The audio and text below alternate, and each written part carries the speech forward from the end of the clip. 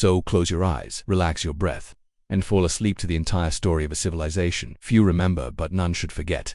The Thracians were not one tribe, but many, dozens of warrior clans, scattered across what is now Bulgaria, Romania, northern Greece, and European Turkey. They lived in the forests, in the valleys, and in fortified hilltop settlements. To the Greeks they were wild and fierce. To the Persians, they were worthy enemies. To the Romans, they were both threats and legends. And yet, for all their might, the Thracians never built an empire. They lived in fragmented kingdoms and chieftaincies bound by culture, but not by rule. What was daily life like in ancient Thrace? Picture this: wooden homes surrounded by wheat fields, goats and sheep bleating gently in the hills, men and women wearing colorful tunics, silver jewelry and tattoos. Yes, the Thracians were heavily tattooed, often with symbols of gods, birds, and nature. They were farmers, but also fierce warriors. They drank from golden cups, played haunting music on flutes and lyres, and believed deeply in the afterlife. Their tombs rich with treasure.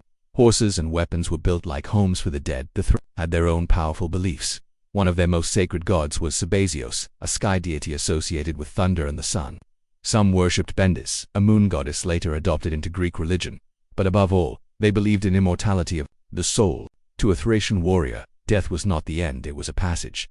They sang songs at funerals, not in sorrow, but in celebration. Their tombs, many still standing today, were painted with murals of banquets, chariots, and scenes of joy, because the afterlife, they believed, was a continuation of life, not a departure from it. Thrace sat between powerful civilizations: the Greeks to the south, the Scythians to the east, the Celts to the west, and the Persians far beyond. Each of these powers tried to conquer or influence the Thracians. The Persian king Darius I invaded in 513 BCE. Alexander the Great passed through Thrace on his way to Asia. The Greeks traded but also colonized the coasts, and the Romans, they eventually absorbed Thrace into their empire.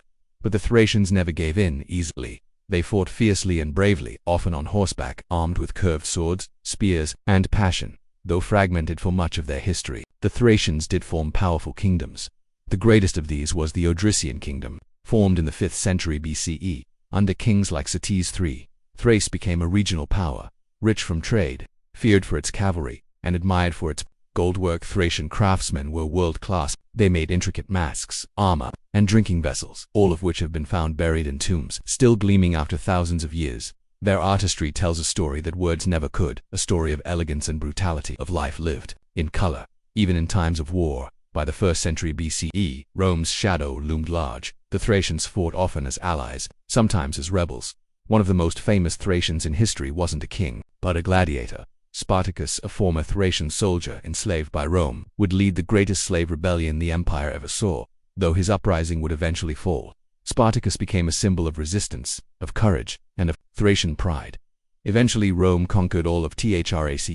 By 46 CE, it became a Roman province. Temples were torn down, new cities were built, the old gods forgotten, but the Thracian spirit never quite disappeared.